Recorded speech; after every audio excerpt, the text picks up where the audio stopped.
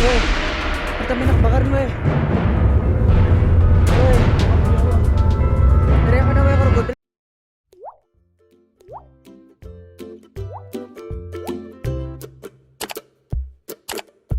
Kilang minyak RU6 Balongan Indramayu, Jawa Barat terbakar, Senin tanggal 29 Maret tahun 2021, dini hari.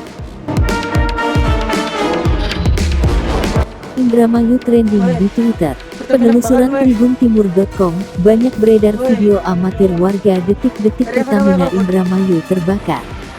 Dalam video, tampak api berkobar disusul suara ledakan. Warga di sekitar lokasi panik dan berlarian. Sebuah akun Twitter @terangsubuh sempat mengunggah video yang diduga ledakan kilang minyak PT Pertamina Ruvi tersebut. Tak hanya di Twitter, video kebakaran juga ramai di Instagram.